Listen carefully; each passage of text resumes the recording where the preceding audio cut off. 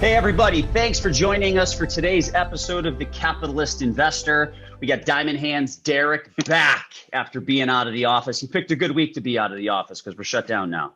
Yeah. How's it going, Mark? Good, man. Little virtual recording today. We had to shut down the office and do a little disinfectant. Spring cleaning time, right, D? Oh, yeah. Like I got my Capitalist Investor sweatshirt on here. Nice. If anyone's watching the video feed. Got the swag. It is awesome. Thanks to all of you who are writing positive reviews. And as it's 70 degrees in Cleveland, you guys are still asking for hoodies. That's cool. I respect that. I respect that. You know, I mean, there's times in the summer where I'll throw a hoodie on and go in the basement and get a workout in and try and burn a couple extra calories, you know? Absolutely. The hoodies are for year-round wearing. No doubt. Don't disrespect the hoodie. And this bad boy is so comfortable. It is the best, by far. I still can't find one in real life. Yeah. I'm trying to find another one. I don't think they exist anymore. I don't know if you noticed, but Nike changed the sizing on all of their apparel. Oh, really? Yeah. So everything that like used to be form-fitting is now like extra baggy and relaxed. It's weird. Pants that I've been buying for years to work out in, all of a sudden I got them and they were like completely baggy, same size, and those hoodies fit differently. It's very, very strange what they did. I don't know if they just had an off quarter where they mismarked everything or if they are changing style permanently. That's strange. But in any event, let's get into today's topic. Enough about that. Right. All right. So we're going to talk about this latest stimulus program, right? Yep. So looks like 1.9 trillion was Biden's latest. Well, I shouldn't say Biden's. It was the latest stimulus package that was passed. The $1,400 per person, as of the recording of this video, probably about a week ago, started hitting people's bank accounts. You know, so. If you think about it, a family of four is getting $5,600 dropped into their lap.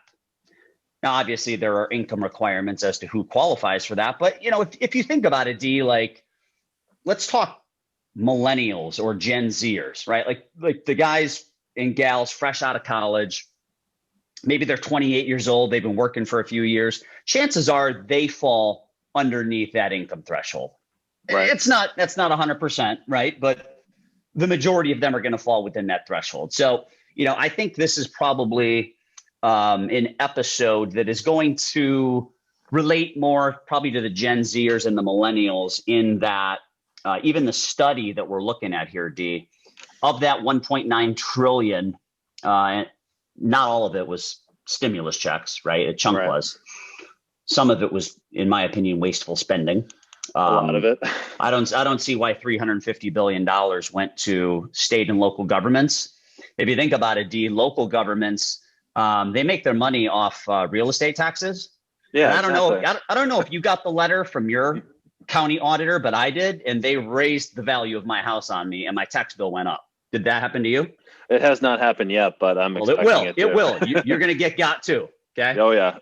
So local governments made more money last year. Okay. Absolutely. State governments, when you look at the top 15 largest states, ex-California, state governments were down less than 1% as it relates to tax revenue. I think that was like $5 to $10 billion max. Right. But they needed $350 billion. So, you know, I think what they did there is they ended up bailing out states that were mismanaging their budget to begin with. Right. Exactly. That's really what that was for. All right. So anyways, the $1,400 that people are getting, in a recent survey, 37%, let's see, a recent report that looked at people between 35 and 54 years old, 37%, or how should I say this? They're planning to spend 37% of their stimulus checks on stocks. Okay. Right. So of all the people interviewed between 35 and 54, of that $1,400, 37% of that $1,400 is going to find a home in the stock market. Crazy. I mean, obviously the people, they don't need it. They don't need the money. Right. Have you gotten any text recently from, or maybe even last year when the first round of stimulus hit, asking you for your hot stock tips? Absolutely, man. You Yeah. know, it's like everyone came Dude. out of the woodwork all at once, right? You know, I've been doing this Yeah. for a while now. And, you know, if I'm, you know, at someone's house, you know, or at a party or something like that, you know, a conversation may go that way. But yeah, all of my friends, you know, all my golfing buddies, everyone started asking for, you know, the stock tips, you know, and I think it's really two different, you know, I think it's definitely the stimulus on one side, but I think it's also become, I don't know how to say it, but more popular, you know, to trade stocks and talk about it because, you know, let's face it, you know, we're reopening now, but there's still not a ton to do. So sitting at home in your underwear picking out stocks, I guess, is something that a lot of people like to do. And I found that 37% number absolutely fascinating. I mean, that is a big, big number. If you ask me, they mispriced the value of the stimulus check. Oh yeah, absolutely. Rather than 1,400, maybe it should be 1,000. Then nobody would be saving any money into stocks, right? Right. So now, D, when we talk about people taking their stimulus money and investing into stocks, I can look at this two different ways too. I can look at this negatively and I can say, well, this is stupid. These people don't need the money. They should send it back or they should donate it to charity. I could take that position and go negative on it, but I could also take a positive position and say, this is really a nice gift to these younger generations, a gift that you and I never had, right? I mean, the government never gave me $1,400. They never gave a family of four $5,600. We never had those opportunities. And what it's doing for these younger generations is it is giving them an opportunity to experience, taste, smell capitalism, experience, taste, smell success and what it means to invest in the stock market and get a couple wins. You know, like once you invest in the stock market and you get a couple wins under your belt, it's addictive. It is. So, you know, looking at it negatively, these people didn't need the money. Maybe they should have sent it back, which no one's going to do that because it's going to come out of your future tax bill. That's just kind of a woulda, shoulda, coulda. But looking at it positively, this is training two young generations of stock market investors the value of actually paying yourself first, beginning to save, and taking an interest in the stock market. So do you agree? There's really two ways to look at it. Absolutely. And, you know, I would probably lean more towards the second take where it really is on the fly training for something when we look back at our lives that we really never got. We never got, you know, whether it's, you know, 40% of that $1,400 or all of the $1,400, we never got free money to invest in the stock market. No. And we also never got free money to invest in the market when, you know, basically it's going kind of straight up. Yeah. And there's been bad days in there for sure, but especially starting off or ending 20, beginning of 21, had a real nice run, and especially in stocks that people know. You know, I think that's a big part of the reopen trade, and we'll get into a couple stocks here. But you know, really, it's a lot of common sense stuff that's going into fueling people buying stocks, buying things like airlines, buying things like hotels. You know, buying things like Boeing, maybe, you know, for the economy reopening. So people are educating themselves on the fly, and you know, we've been big into education for a long time, and I think it's a really good thing. Yeah, I think it's awesome. Now I've got kind of an interesting take. So D, I agree with you on. I think this is more positive than negative. So that's the spin of today's show is how to make something of a good situation, not of a crappy situation. So this is a positive outlook here. But I kind of have an interesting take on you know, these newer investors and how they should invest this money. Okay. And my take is don't step up to the plate and swing for the fences. There's a psychological effect at work right here. If I back when I was playing baseball, if I would have stepped up to the plate the entire first season I played and struck out every time, I would have never played again. I'd have quit. Mm-hmm. Instead, I stepped up to the plate and I got quite a few hits. I was pretty decent, right? So I continued to play throughout childhood into high school and so on and so forth. I think the same thing goes with investing. If you take your $1,400 and you buy a bunch of like Tesla or GameStop call options that could potentially expire worthless and you lose 100% of your money, your tail might end up between your legs and you might quit the game. You might not play again. As opposed to finding some easy wins, finding the easy victories, and just buying some of those stocks so that psychologically you can stack some early wins, right? Like Apple. Dude, I doubt Apple's going to 10x over the next 2 or 3 years, but who the heck am I, right? I didn't think it was going to 3x over the last 2 years, and it did. Apple, like that's an easy win, right? And we're going to go through a list of, what do we have, 11 stocks here? Yep. 11 recovery stocks that could get a stimulus spark. Most of these, D, I would consider to be easy, possible wins. Now, we're just going to throw some names out here because we're stealing it from Kiplinger's.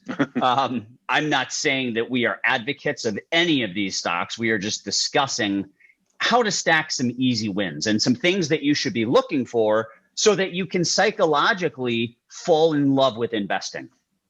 Absolutely. And I think that's a great point too, because when people are getting into the game, and they have done so, largely through social media, just you mentioned GameStop, you don't have to get, 100, 300, 500% return in a week to win in the stock market, right? That's not how it's supposed to work. So, if you're getting some of these, more solid names at a, pre-reopen price, and you can stack together some nice wins, you can see some stocks steadily go up. You can be making 10, 12% in your first year. Those are wins, and that's how you can design, your strategy for more of the long haul. Yep. I agree, man. Yep. All right. So let's get into these, and we'll just, since we've already spent 10 minutes talking about nothing, let's get into these 11 recovery stocks. We'll keep it brief. I'm going to go through them, D, and let's each throw in our 2 cents. Now, disclaimer, we haven't done any research on any of these companies prior to this podcast. And we certainly, while we're talking about what these companies conceptually do and how money, investment dollars may flow into these stocks as a way to stack some easy wins, we have not looked at the valuation of any of these companies. And for all of our listeners, how important valuation is. How much we believe price matters. So price aside, we're just talking the concept about what these companies do and why we think there's a possibility that dollars flow into these stocks as way to play the recovery through the $1,400 stimulus checks. Right. And these are also companies that could benefit from people spending their stimulus checks, at these businesses. Yeah. So what was it? 37% is going towards towards the stock market, right? So 63% is getting spent on something else, right? and actually, half of respondents between 25 and 34. So that's I think a little bit of Gen Z, Derek, and then maybe it dips into like the younger millennials too. Half of those respondents plan to invest 50% of their checks in the stock market. Right. And those are people where you'd expect their incomes are a little lower and their expenses might be a little higher. But 50% are planning to invest 50%. That's 25% of that money, right, going into the stock market. So let's get into the first one. First one is Expedia. So obviously this is your platform where you can book your flights, your hotels, your rental cars, all that stuff.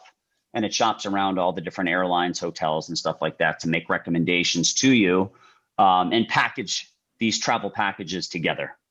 Now, D, you just went on a trip. I'm planning on going on spring break next week.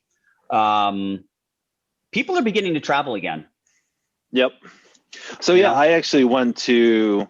I went to Orlando because my mom has a house down there for the wintertime because Nice. she's much smarter than I am. It was beautiful, 80 degrees. Yep. But yeah, the airport was something I was interested in seeing how it was because I had heard that the spring break Disney crowd was going to be big. Yeah. But we flew out on a Wednesday. The Cleveland airport was pretty dead, honestly. Not like completely ghost town dead, but definitely still below, what I would expect it to be in a normal year. Yeah. Orlando, coming home on a Sunday, I was kind of scared at how that was going to go. Yeah. And it was crowded, but definitely nowhere near peak Orlando airport, and I've had some bad days at that airport. Oh, yeah. However, when I went, we didn't go into the actual parks, but a couple hotels around it. There was definitely some traffic there. So I think as these vaccines get out, travel is number one on just about everybody's list. So Yep. this is a company that would benefit from that, and they do a nice job in the space too. I've actually used them many times. So yeah, definitely a good name to keep in mind. I like it too. Next up is Bank of America. And so look, man, banks have been rallying because of the increase in interest rates. So Mm-hmm. low interest rates have been a headwind to banks for a while, but with interest rates seeming to be on the rise, this gives banks an opportunity to make a little bit of money, right? Yep.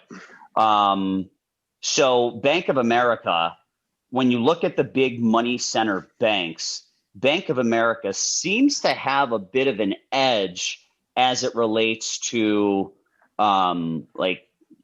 obviously they're more of a consumer bank than an investment bank. In fact, that's all they really do. They've got Merrill Lynch, but I don't even know if Merrill Lynch is really a big player anymore, to be honest with you. And that's not a knock on Merrill. You don't hear much about him anymore. Mm-hmm. But Bank of America seems to have an edge as the world continues to drive towards digital. Yep. So when it comes to their digital banking, they seem to be slightly ahead of their peers, which could, obviously, I think anyone in that 25 to, what was the age range? 25 to 35?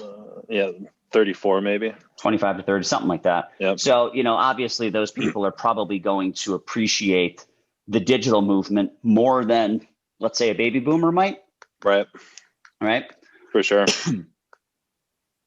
All right. Moving on to number 3, Anheuser-Busch InBev.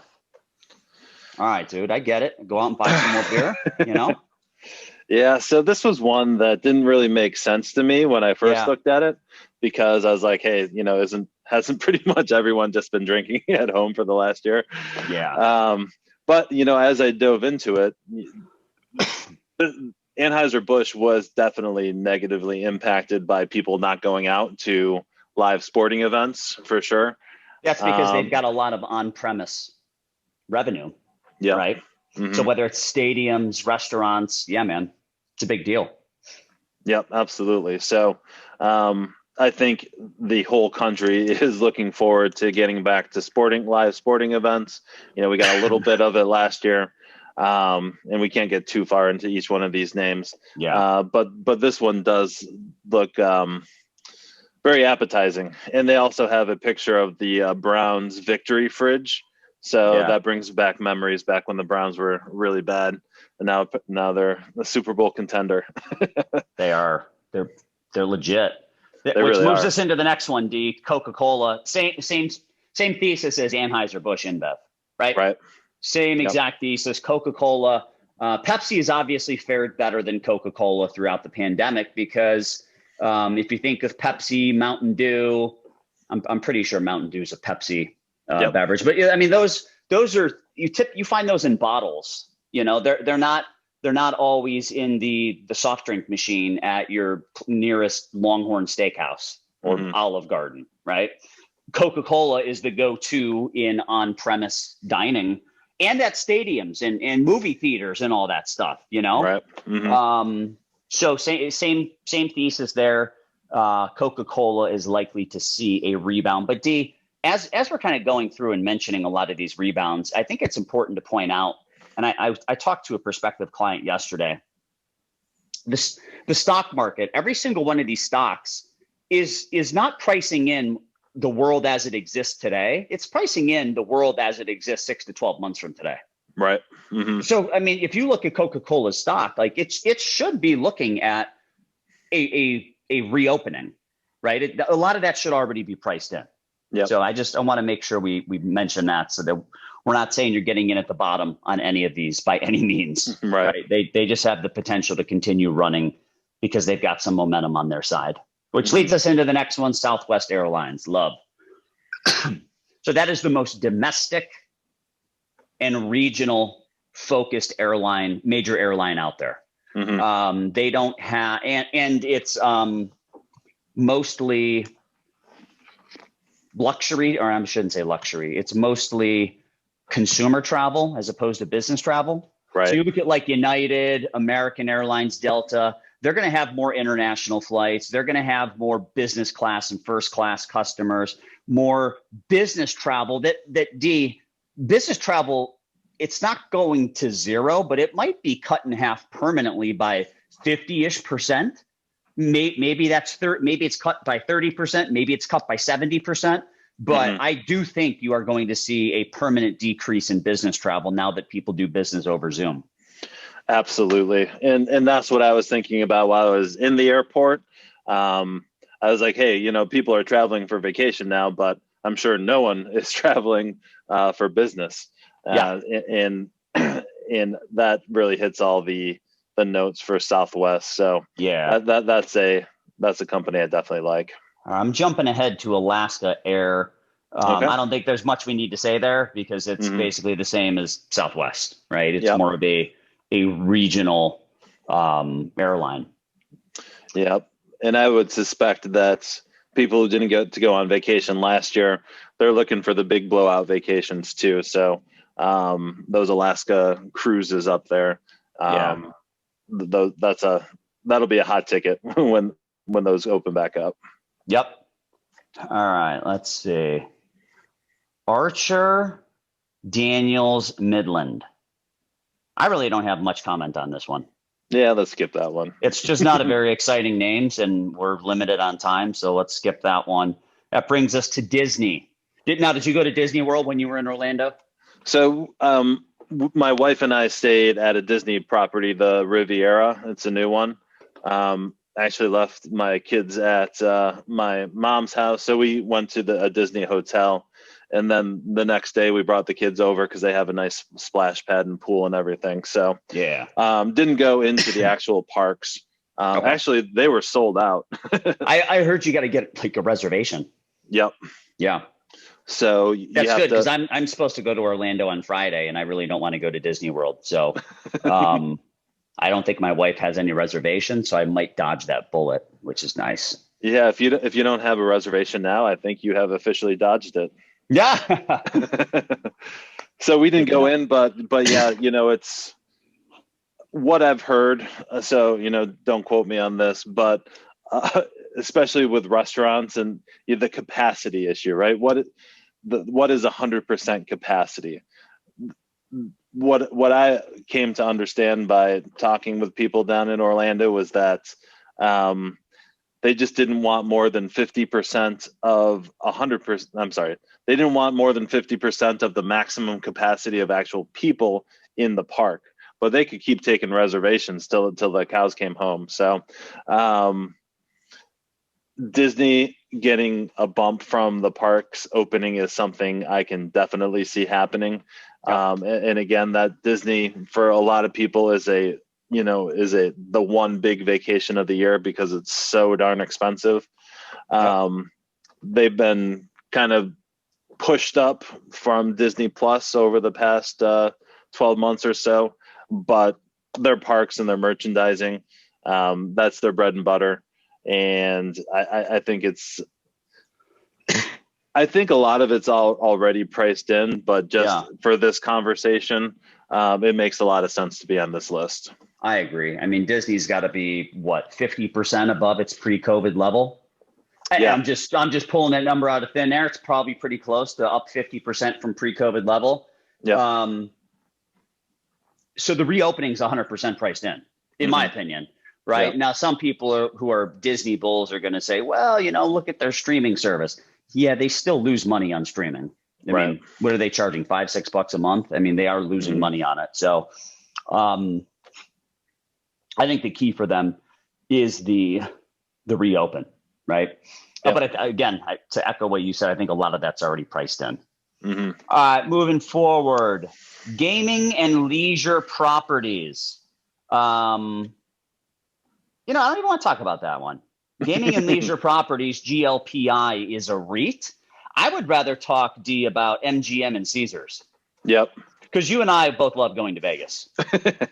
So we do. Why would I want to talk about gaming and leisure properties and the REIT that owns probably most of these casinos when I can talk about MGM and Caesars, which I actually talked about this on TV yesterday. You and I are both Dave Portnoy fans, right? We like Barstool. I've owned Penn National Gaming for quite some time.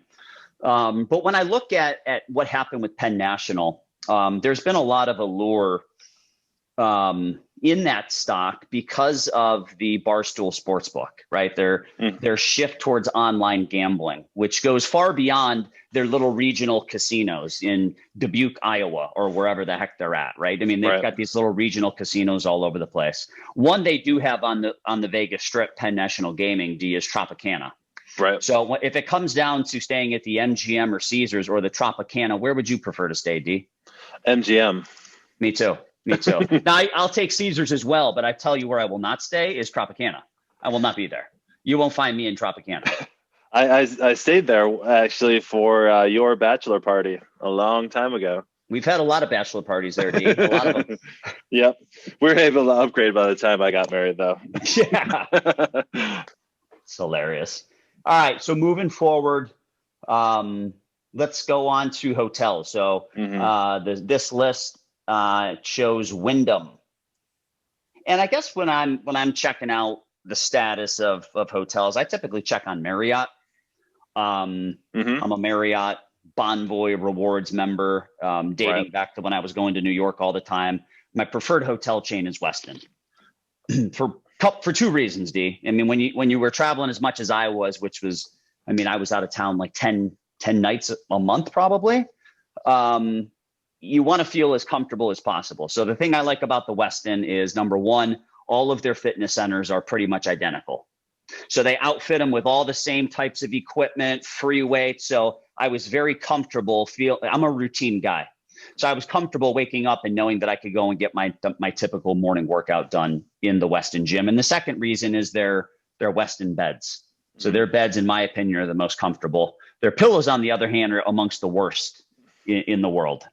I like a firmer pillow, D. The Westin pillows, you lay on them and they puff up around your ears. Yeah, no support. You need like 3 of them. Yeah. Yeah, and then you're still like sink in. So I'm not a big fan of the Westin pillows. I really wish they would give you an option to pick some firmer pillows when you check in.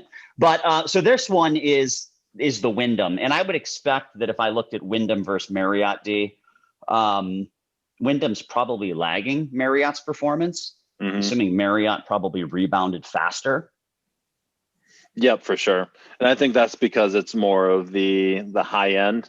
Looks like the brands for the Wyndham include La Quinta, Ramada, Super 8, and Travel Lodge. And I guess this does make sense in theory. You're going to get a lot more business travelers in the more economical hotels than just the vacationers. Yep. Perfect. All right, we're on to our last one, which we really don't even have to mention either, is VICI Properties, another REIT that owns Vegas properties. So this particular REIT just bought the Venetian on the Strip from Las Vegas Sands, LVS. Las Vegas Sands is a stock we own in our portfolio. Yep. Las Vegas Sands, believe it or not, I do not think they own a single casino in Vegas anymore, despite their name. I think they're really? 100% Macau focused. Don't quote me on that. I'm hearing that from our investment team that's done a heck of a lot more research on it than I have. But I want to say they sold the rest of their strip properties. Mm-hmm. So that's more of a Macau play, which is growing way faster than Vegas, by the way. Oh yeah. Plus, you have the growing middle class in China, Las Vegas Sands, as opposed to the Wynn. The Wynn also has a presence out there. The Wynn is more for like the high rollers, if you think about it, D, whereas Las Vegas Sands is going to be for that growing middle class.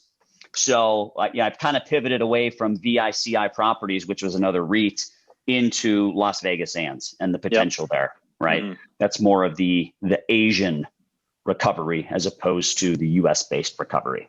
Yep. All right. So that wraps up today's show. As always, thanks for joining us. If you have any questions, email us at info@swpconnect.com. Give us those 5-star reviews. They're still coming in. We appreciate it. Hit that subscribe button. We appreciate you listening. D, let's see that hoodie, dude. You want one more? You give us a 5-star review. You get the Capitalist Investor hoodie. Now we're running low on sizes, so you better get that review in so that we can hook you up with Brittany, and Brittany can find you one of our last few remaining sizes. And you, like I said earlier, you can wear a hoodie all summer long. No big deal. No big deal. All right, everyone. Thanks for tuning in, and we'll talk to you next week.